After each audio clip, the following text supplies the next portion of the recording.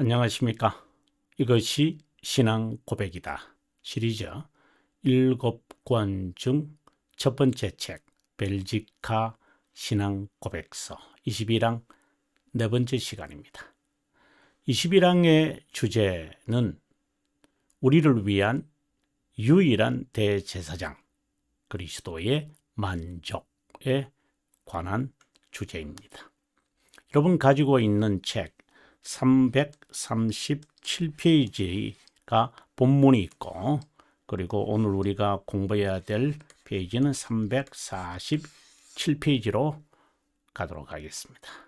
자, 그러면 337페이지에서 여러분을 만나 뵙겠습니다. 예, 337페이지입니다. 337페이지입니다. 우리를 위한 유일한 대제사장 그리스도의 만족. 아주 중요한 한 문구들이라고 여러분에게 말씀을 드렸는데, 이것은 제가 지금 강의하고 있는 21항의 두 번째 처음 강의에서 이 하나하나의 의미들을 여러분 파악했으면 좋겠다 생각이 듭니다. 자, 그러면 본문을 읽어보도록 하겠습니다. 우리가 믿는 것은 예수 그리스도가 멜기세덱의 반열을 따라 영원한 대제사장임을 맹세로 임명받았다는 것이다. 지난 시간에 이 부분을 제가 좀 강조했죠. 두 번째입니다. 또 그분이 아버지 앞에서 우리를 위해 자신을 드림으로, 어떻게 본다면 이것은 자기 희생이죠. 희생 제물로 우리를 위해서 저주를 받으셨다. 진노를 달래신 것이다. 다른 말로 한다면 만족이라고 할 수 있습니다. 이것은 그분의 충분한 만족으로, 이게 바로 이어서 바로 나왔네요. 예. 선지자들이 미리 말했던 것처럼 우리가 이것을 이해하려면 엠마오로 가는 두 제자, 이 제자와 우리가 누가복음 24장에서 예수님의 하신 말씀 가운데 모세와 선지자들과 시편에서 예언했던 것을 너희들이 알지 못하느냐라는 말씀은 이제 구약 성경 전체를 대표하는 거죠. 우리의 죄들을 정결하게 하려고 십자가상에서 자신을 드리고 자신의 귀중한 보혈을, 이런 보혈이라고 하는 표현이 무엇을 의미하느냐 나중에 한번 설명해 드리겠습니다. 보혈을 부음으로 이루어진 것이다. 선지자들의 기록에 의하면 그가 찔리면 우리의 허물을 인하며 그가 상함은 우리의 죄악 때문이라. 그가 징계를 받음으로 우리는 평화를 누리고 그가 채찍에 맞음으로 우리는 나음을 받았도다. 정말 복음 중 복음입니다. 아니, 그분이 희생당했다는 것이 아니라 나를 위해서 내가 당해야 할 것을 대신 감당하신 중보자 그리스도가 있다는 이 벅찬 감격을 제가 여러분에게 방금 표현했습니다. 동그라미입니다. 그분은 도수장으로 끌려가는 어린 양과 같았고 범죄자 중 하나로 헤아림을 받았고, 비록 본디오 빌라도가 처음에는 그분을 무죄라고 선언했지만 범죄자로 중재하고 말았다. 이스라엘의 그 대제사장들이 예수 그리스도를 향하여 십자가에 못 박으라 이렇게 사람들을 동원해서라도 합니다. 이게 무슨 죄를 지었기에 그러느냐? 23장 누가복음에 의하면, 우리의 법에 의하면 이렇게 이야기하면서 십자가에 못 박으라라고 했습니다.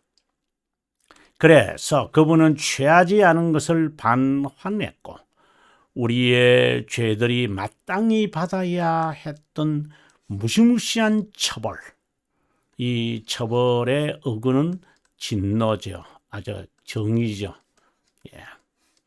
느끼면서 몸만 아니라 영으로도 의인으로서 불의한 자를 위해 고통을 당하셨는데 그 고통은 자신의 땀이 땅에 떨어지는 핏방울같이 될 정도였다. 고통을 당하셨는데 핏방울같이 될 실핏줄이 터져버린 것을 말합니다. 그분은 마침내 엘레 라마 사박다니 나의 하나님 어찌하여 나를 버리셨나이까 라고 외쳤다. 이렇게 그분은 우리의 죄를 삼면하기 위해 모든 것을 견뎠다. 그러므로 우리는 사도 바울과 더불어 다음과 같이 당당하게 말해야 한다. 예수 그리스도와 그가 십자가에 못 박힌 것 외에는 아무것도 알지 아니하고, 이 말은 나의 구속자이신 예수 그리스도 외에는 나를 구속하실 분이 없다는 천명이죠. 모든 것을 해로 여기면 내 주 그리스도를 아는 지식이 가장 고상하기 때문이다. 그분의 상처에서 우리는 모든 위로의 방법을 발견하는데, 그것은 그가 거룩하게 된 자들을 단번에 바로 this only sacrifice once offered, 이 유일한 희생 제사 외에, 이거는 영원성을 말하기 때문에 영원한 효력을 말하는 것이죠. 이것은 곧 그리스도의 신성을 말하는 것입니다. 다른 어떤 수단을 찾거나 고안해낼 필요가 전혀 없다는 것이다. 정말 기쁨의 메시지가 아닐 수 없습니다. 이런 이유로 그분은 자기 백성의 죄들로부터 그들을 구원해야 하므로 하나님의 천사에 의해 예수 즉 구세주라 불린 것이다. 예수 구세주. 네.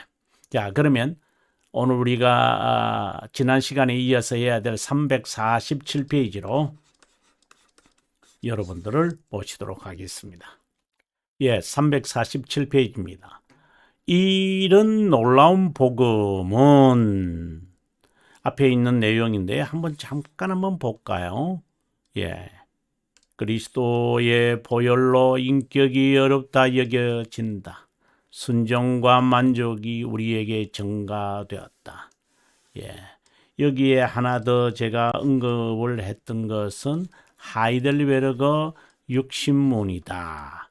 여기에 그리스도의 증가가 그리스도의 완전한 만족, 그리스도의 의, 그리스도의 거룩, 이 세 가지가 다 우리에게 증가되었다. 다른 말로는 그분의 순종과 죽음이라고 말한다. 라고 하는 이러한 복음의 내용, 구약 성경에서 이미 선지자들이 예고했다. 선지자의 직무. 저는 이 부분을 읽으면서 참 저에게 인사이트가 생겼습니다. 선지자는 율법을 해석하고 적용하는 자구나. 우리가 기독교 강요 1권 6장 2항에 보면 이 6장이 일반적 성경에 대한 일반적 원리를 말하고 있잖아요. 우리가 이 부분을 한번 잠깐 보고 갔으면 좋겠습니다. 연구자용인데요. 연구자용 1권 6장의 내용이 안내자 성경이라고 했습니다. 그러면 우리가 1장 6장 2항 1권 6장이 아니고 1권 6장 여기에 하나님에 대한 지식을 자연과 양심과 종교에서는 단순히 인식할 수밖에 없다. 이제 이 이야기를 하고 난 다음에 하나님에 대한 지식은 성경에서만 찾는다. 이제 이 핵심적인 이제 소론이잖아요. 그래서 이제 6장부터 시작을 해서 이제 9장까지가 성경에 관한 이야기를 하고 있는데요. 그 중에서 성경이라는 것은 하나님에 대한 지식, 자연에 나타난, 여기 보면 창조에 나타난 하나님의 계시에 대한 안경이다, 실이다, 교사다. 이 말을 지금 하거든요. 이런 아주 안내서다. 쉽게 말하면 안내서다. 이제 이 이야기를 지금 하면서 성경 교사다. 라고 하면 이제 읽은 6장 2항에서 이제 이 말을 설명을 하는 이야기가 나오죠. 그래서 이제 안경이라는 것이 이제 설명이 되어지고요. 그 다음에 이제 2항에 가가지고 이제 우리에게 이제 이거는 이제 2항에 관한 이야기인데요. 하나님은 신탁과 환상이란 인간의 도구와 사역을 통해 조상에게 자신을 계시하시면서 후대에 전해지기를 제안했다. 이렇게 쭉 말씀을 합니다. 자, 여기 가다가 마침내 교리가 지속적으로 확대되지만 그 진리가 모든 세대 동안에 세상에 존재하게 하기 위해 그분은 조상에게 맡기신 동일한 신탁 말씀이죠. 공개적으로 기록으로 위임되는 것을 기뻐하시다. 이런 관점에서 율법은 공포되었고 선지자는 해석자가 되었다. 우리가 성령의 은사에 관한 고린도전서 12장에서 예언의 은사라 그러잖아요. 예언의 은사라고 말할 때 1차적인 의미는 이제 앞에 있는 future에 관한 거지만 더 정확한 의미는 바로 이거예요, 여러분. 해석하는 겁니다. 율법의 용법이 다양하고 모세와 선지자에게 맡겨진 특별한 직무가 하나님과 인간의 화해의 방도를 가르치기로 되어 있지만 그리스도를 중보자로 세우셨음을 잊지 마라. 믿음과 회개에 합당한 교리를 덧붙여 성경은 유일한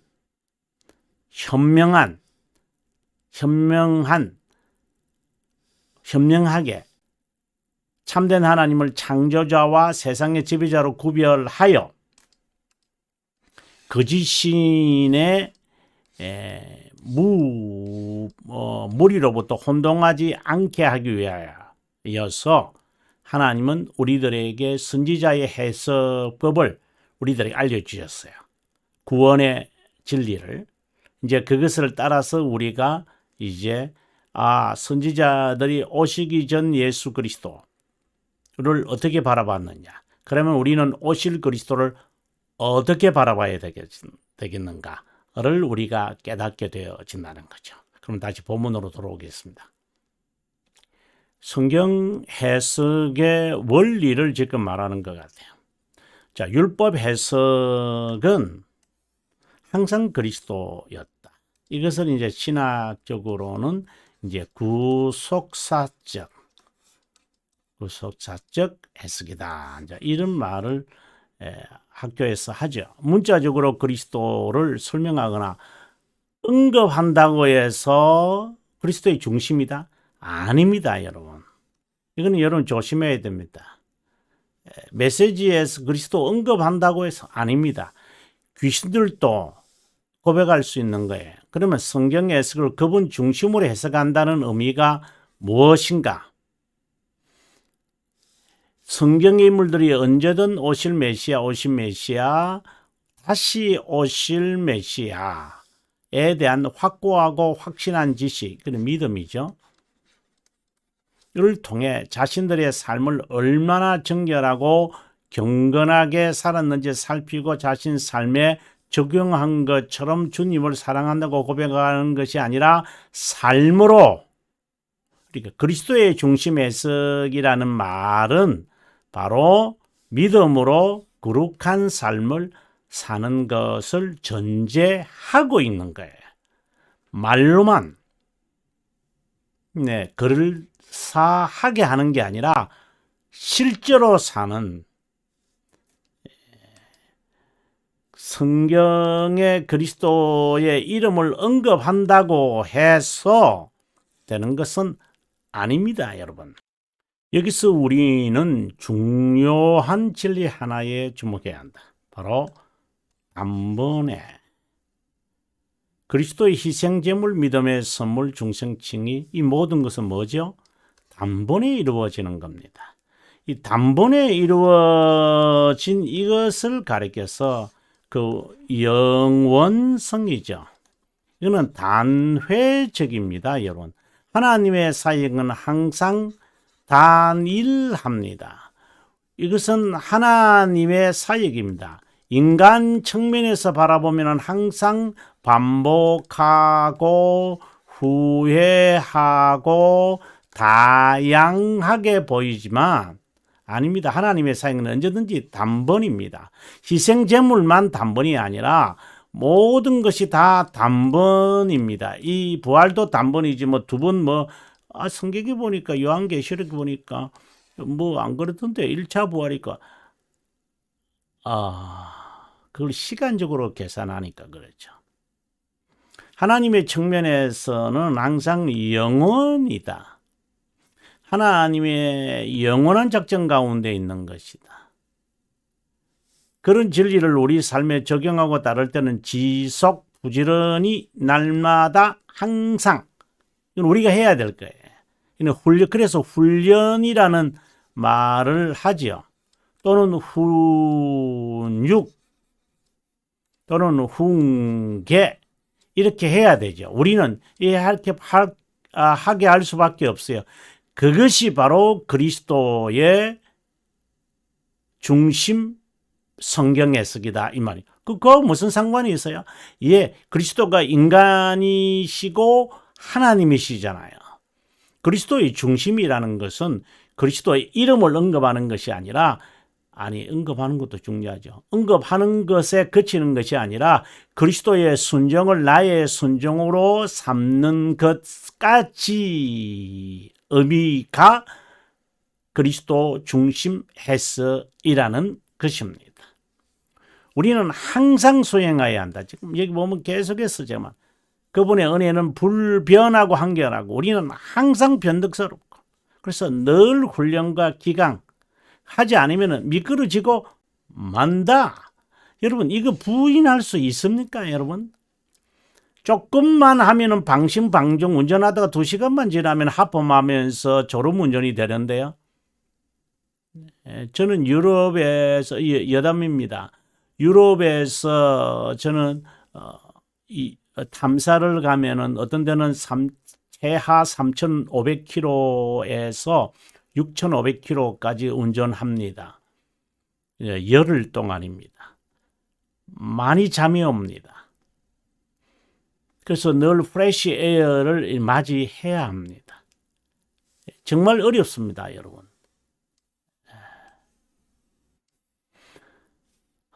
그리스도의 중심 해석은 순종 실천이 따르지 않으면 바리새파가 서기관처럼 율법사처럼 사두개파처럼 빠지고 맙니다.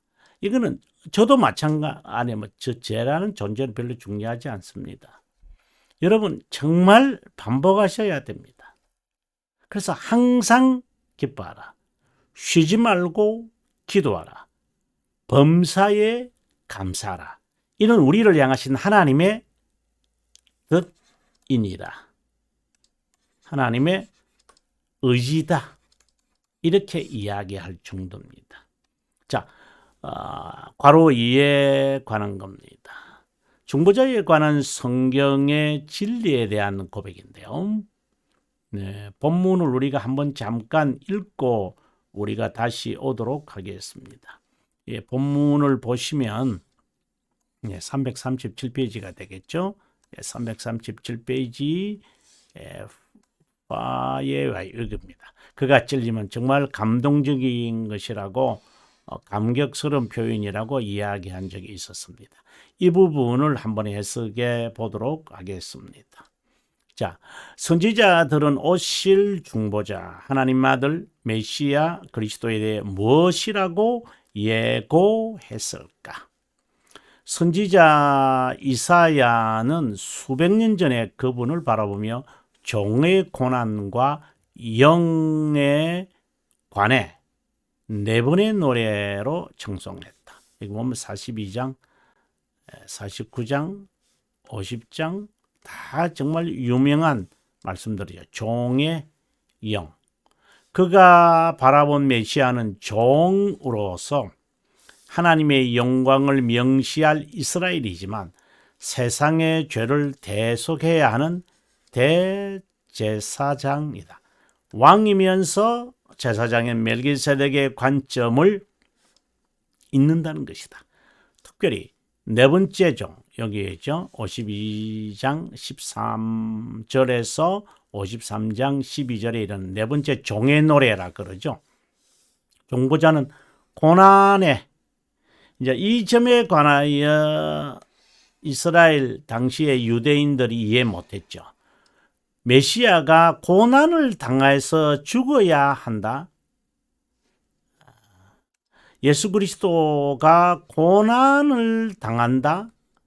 예수 믿는 사람들이 고충을 겪는다. 예수 믿는 사람들이 환난을 당한다. 어떻게 생각하세요? 환난은 인내를, 인내는 연단을 이루는 줄 알미로라. 예. 인내는 연단을, 인내는 연단을, 연단은 환난을, 환난은 소망을 이루는 줄 알미로라. 로마서 5장 2절에서 4절의 말씀입니다. 여러분, 물론 이제 환난에 관하여 여러 목사님들이 이제 설교를 하셨기에 뭐 제가 더 이상 할 필요가 없다고 봅니다. 이 노래는 3절씩 이루어진 오연의 시로서 구약 성경의 복음이다. 세 번째 노래를 구체적으로 표현하고 있다. 구약 성경의 속죄양처럼 메시아는 우리 죄를 위해 희생제물이 되어야 한다. 이것은 바로 누구를 엎드리기 위한 거지요. 하나님의 진노를 어피싱하려고 하는 거죠. 중보자가 상처와 슬픔을 담당하여 속죄제물 같은 말이죠. 또 하나의 같은 말이 있죠. 그것이 뭐냐면은 희생제물이 아니라 화목제물이라는 단어로도 씁니다. 같은 말들입니다. appease to appease 하기 위해서 이런 제물들이 필요한 것입니다. 이것이 그분의 기쁨이다. 이건 작정이라는 말이죠. 영의 고뇌로 많은 자가 믿음으로 구원받는 것이다. 그분은 우리를 체휼하셨어요. 그래서 그리스도인으로 살아가는 고독, 외로움, 답답함, 어떤 때는 억울함, 그리스도께 피난처를 삼아서 그래서 찬송가 만세반석 열리니 내가 들어갑니다. 창의 허리 상하여 물과 피를 흘린 것 내게 효흠 되어서 정결하게 하소서. 정말 개혁 신앙인이 당시에 그 웨슬리안들이 복음에서 벗어나는 모습을 보고 찬송의 기도의 고백이죠. 고백의 찬송들이 유행에 따라 흘러가는 것을 바라보면서 개혁 신앙인이 불러야 할 찬송 만세반석 열리니 내가 들어갑니다. 개혁인이 항상 불러야 할 찬송, 정말 추천합니다. 중보자는 무죄였지만 범죄자로 취급받았다. 주님이 받으셨는데. 예. 아니, 범죄자가 범죄자로 취급받는 것이 아니라, 네. 극형까지 받았는데. 약한 데서 내가 곧 강하여진다. 3번 기도에서나 주님은 아니다. 약한 것에서 강하여진다. 두 번째 내용입니다. 중보자는 그리스도를 어린 양, 속죄 제물인 희생양으로 표현한다. 그리스도는 어린 양이다. 우리 죄를 위해 고문, 학대, 조롱당하더라도 어린 양처럼, 그래서 틀 깎는 자 앞에서, 틀 깎는 자 앞에서, 그리고 도륙하려고 하는 자 앞에서 도살장에 끌려가는 어린 양처럼, 이 의미는 우리도 그분을 닮아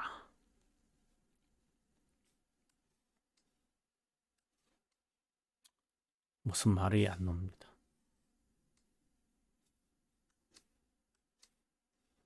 거룩과 의를 전가. 또 다른 말로는 하이델베르크에 있었던 것처럼 그리스도의 완전한 만족이라는 단어를 쓰죠. 이 만족이 바로 누그러뜨리다라는 말과 같은 말이잖아요. 하나님의 진노는 정의라는 말과 바꾸어 쓸 수 있죠. 의를 얻어 우리에게 전가했고 순종도 우리에게 전가했다. 칭의를 얻은 자는 반드시 순종이 있어야 한다는 것이다. 중생이 됐는데도, 중생의 경험을 했는데도 거룩한 삶이 따라지지 않았다. 여러분, 벨지카 24항에서 이 부분에 대하여 정말 자세하게 설명하겠습니다. 하나님의 은혜가 부족한 것도 아니고 중생이 불안한 것도 아니라 중생된 척하거나 중생의 경험을 하지 않은 자이다. 이런 자는 중생 구원의 확신 또는 믿음에 관해 심각하게 고민해 봐야 한다. 아니, 완전한 거룩함을 말하는 게 아닙니다, 여러분. 완전을 지향하는 거룩함을 이루어가는 것을 말합니다. 이것은 영적 전투죠. 이건 또 다른 말로는 신학상에서는 견인이라고 그러죠. 이것을 또 다른 말로 신앙교리 고백서에서 말하라면 참된 회개라고 그러죠. 참된 회개. 하이델베르크 88문입니다. 여기서 옛 사람 죽이기와 새 사람 살리기. 칼빈 선생은 죄 죽이기와 영 살리기를 그의 책 회개를 이야기하는 3권 3장에서 이것을 자세하게 설명하고 있습니다. 정말 저도 힘듭니다, 여러분. 건강하게 육체를 보존하는 것도 힘들고 건강하게 신앙생활을 하는 것도 힘들고 바르게 사는 것은 더 힘듭니다. 그래서 그리스도에게 나와서 엎드립니다. 자신을 죽이기 위해서. 이제 조금 자기를 부인하고 자기 십자가를 지고 나를 쫓아오라고 하신 말씀.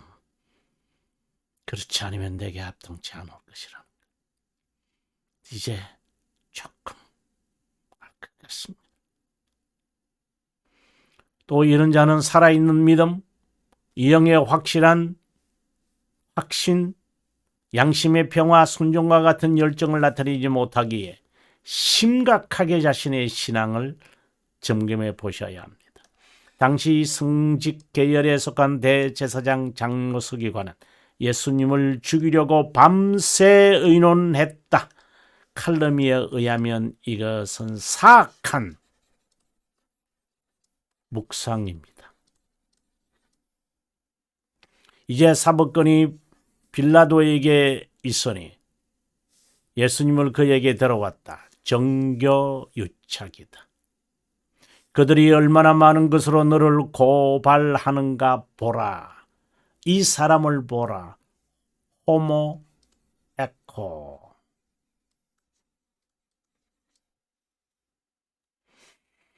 무죄를 세 차례나 선언하지만 그들은 무슨 죄가 있는지 물었지만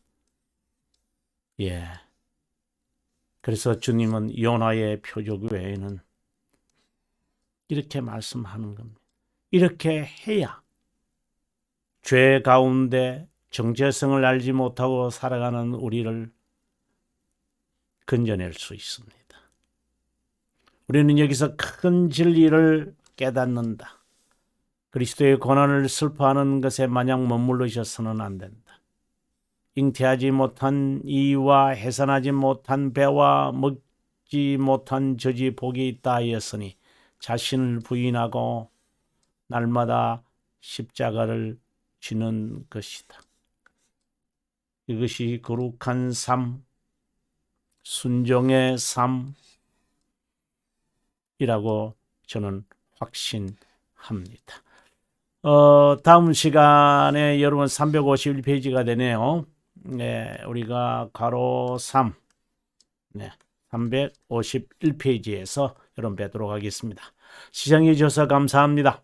다음 시간에 다시 뵙기를 바라고요. 복습 22항의 그리스도의 구속 사역을 어떻게 보면 전체 요약 정리했다고 보는데, 그래서 20항까지의 이야기와 앞으로 22항부터 전개되어지는 분기점을 21항에서 저희들이 볼 수 있습니다.